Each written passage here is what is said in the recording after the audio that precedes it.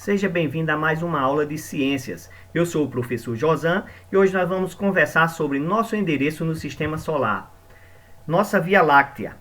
A Via Láctea é uma galáxia, nome dado aos sistemas compostos de muitas estrelas, gás e poeira. Ela é uma galáxia do tipo espiral, com dois braços principais, o Escutum Centaurus, que vocês observam aqui na ilustração, e o Perseus. O Sistema Solar, assim como a maioria das estrelas que vemos no céu noturno, sem o auxílio de equipamento, encontra-se em um braço menor, o de Órion. O nome de Via Láctea advém da antiguidade. Ao olhar para o céu, os povos indígenas percebiam uma mancha mais esbranquiçada de grande extensão. Esses povos tinham vários nomes para esse caminho esbranquiçado. Os indígenas brasileiros, por exemplo, a chamavam de Caminho das Antas. O nome cientificamente conhecido vem do grego antigo Galaxius Cuculus, que significa ciclo leitoso, que traduzido para o latim significa Via Láctea. A Via Láctea é uma dentre as cerca de 54 galáxias que compõem o grupo local, com um comprimento de 10 milhões de anos-luz.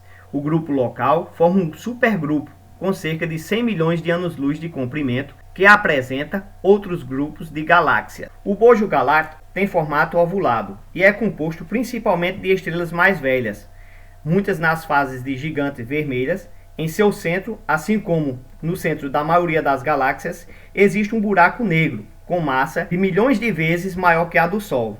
No disco galáctico ocorre a formação de novas estrelas. Na figura que vocês podem observar, é uma representação de nossa Via Láctea. Como o Sistema Solar se formou? Modelos científicos sugerem atualmente que o Sistema Solar tenha se formado há 4,6 bilhões de anos, a partir de uma grande nuvem de gás e poeira. Observe aqui nessa ilustração que eu tenho os números 1, 2, 3, 4, 5. Isso aqui, cada um desses números indica a fase de formação do Sistema Solar. Então aqui no 1, sobre a ação da gravidade, uma região dessa nuvem foi se tornando cada vez mais densa e passou a girar rapidamente. Então aqui ela começou a girar na fase 2. Ao girar, a estrutura foi ficando mais achatada, até que a região central mais densa deu origem ao Sol. Então você observa aqui, certo? Do 2 para o 3, originando o Sol. 4. Esse material foi se aglutinando para compor o que viriam a ser os planetas. Nas regiões mais próximas ao Sol, apenas rochas e metais resistiram, e desse material foram formados os planetas rochosos. 5. Então aqui nós temos o 5 aqui, ó. Nós aqui já temos um modelo planetário mais próximo do Sistema Solar. Nas regiões mais externas, o gelo e as rochas se aglutinaram e originaram grandes caroços que atraíram muito gás sobre si, e surgiram os planetas gigantes gasosos. Os modelos atuais desse fenômeno são um modo de representar as ideias de diversas contribuições científicas, com base em observações e evidências. Eles ajudam a resumir algumas dessas contribuições, facilitando a comunicação e também guiando futuras investigações sobre o tema.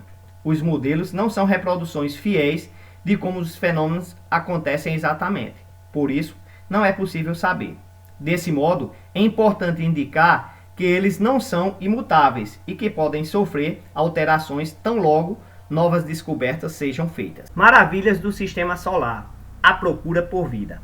Existe vida em outros planetas? Essa pergunta ganhou contorno científico no início do século XX, quando se acreditava que havia vida inteligente em Marte.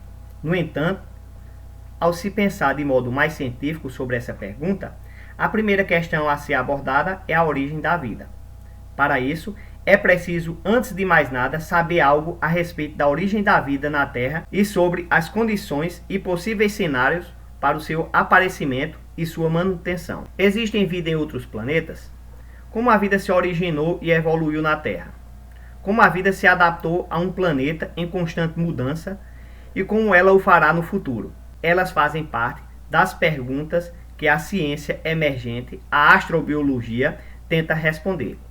A astrobiologia é uma ciência multidisciplinar e une conhecimentos de astrofísica, astronomia, geologia, química e, claro, biologia. Segundo as hipóteses mais aceitas atualmente sobre a origem da vida na Terra, primeiramente surgiram os organismos unicelulares, como as bactérias, entre 3,7 e 4 bilhões de anos atrás. Cerca de 1,5 bilhões de anos depois, houve o aparecimento dos primeiros seres multicelulares, e pelo próximo bilhão de anos, as mais diversas formas de vida animal ou vegetal evoluíram no planeta. Apesar de existir hoje uma grande variedade de plantas e animais e outros organismos multicelulares, em termos de massa e número de indivíduos, os organismos unicelulares ainda são dominantes. Pode-se dizer que a Terra é dominada por bactérias. Um dos principais objetos de estudos da astrobiologia são os micro-organismos, como as bactérias, que podem se desenvolver nos mais diferentes ecossistemas da Terra, incluindo aí os mais extremos, como perto de vulcões ou no gelo profundo da Antártida, ou mesmo em lagoas com substâncias ácidas ou venenosas. Esses micro-organismos são chamados de extremófilos. Isso mostra que a vida é extremamente versátil, podendo florescer em ambientes diversos, com diferentes graus de hostilidades pelos padrões de vida humana. Porém, seja como for, toda a vida na Terra é possível devido à presença de água em estado líquido. A água é um elemento essencial, mas é também necessário que haja disponibilidade de moléculas orgânicas e uma fonte de energia. Desse modo, conclui-se que a maior probabilidade é de encontrar sinais de vidas bacterianas em outros planetas e não vida inteligente, supondo que essa vida seja conforme a conhecemos. Zonas habitáveis em sistemas planetários.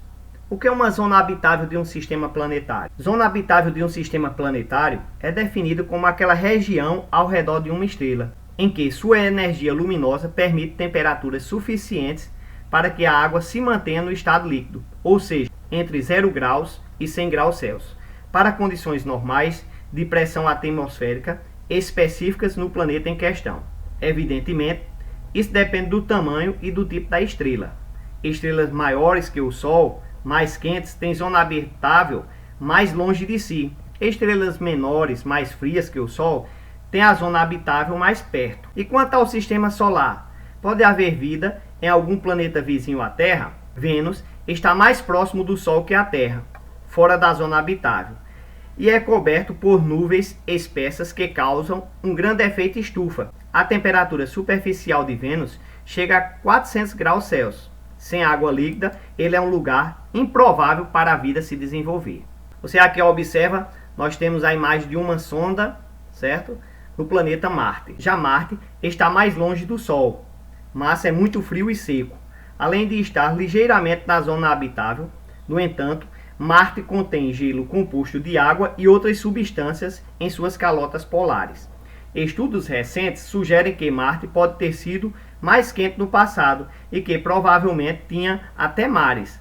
A humanidade já enviou diversas sondas espaciais para Marte, mas até novembro de 2018 nenhum indício de vida presente ou passada tenha sido detectado em sua superfície. A exploração de Marte continua, pois estudos sugerem que pode haver água líquida abaixo da superfície marciana. Além disso, mesmo que descubram apenas fósseis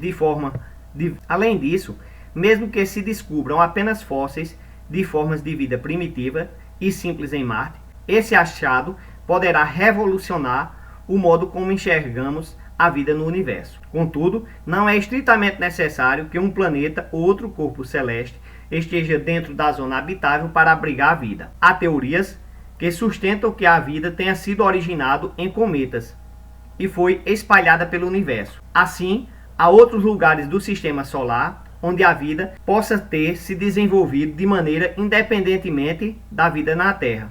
Por exemplo, nas luas geladas do sistema solar, como a Europa, lua de Júpiter, e o Encéfalo, lua de Saturno. Sondas demonstraram que a superfície de Europa é extremamente lisa e jovem, o que levou os cientistas a suspeitar que existe um oceano de água líquida sobre a espessa camada de gelo. Se há água, pode haver vida. O telescópio espacial Hubble detectou vapor d'água na superfície da Europa. Estando tão distante do Sol, como a água poderia permanecer líquida em um local tão frio que é recoberto por gelo? A resposta está no aquecimento das forças da maré, causada pela presença de Júpiter, o maior planeta do sistema solar. Além disso, a presença de grande quantidade de sal dissolvido na água pode fazer com que a temperatura de fusão fique abaixo de zero. Outro lugar onde talvez a vida possa ter se desenvolvido é o encéfalo Lua de Saturno. A sonda Cassini fez inúmeras descobertas enquanto sobrevoava. Descobriu vapor d'água, que também expeliam moléculas orgânicas similares às encontradas nos seres vivos da Terra. Encontrou evidências de um oceano líquido de 10 km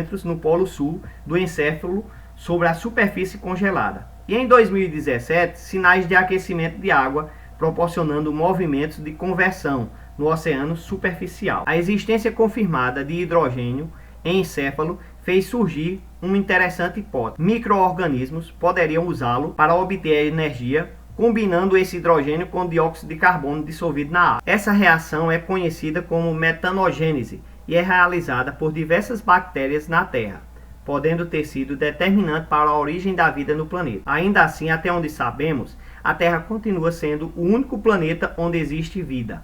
Os indícios são promissores, mas muito estudo ainda precisa ser feito para termos uma resposta definitiva.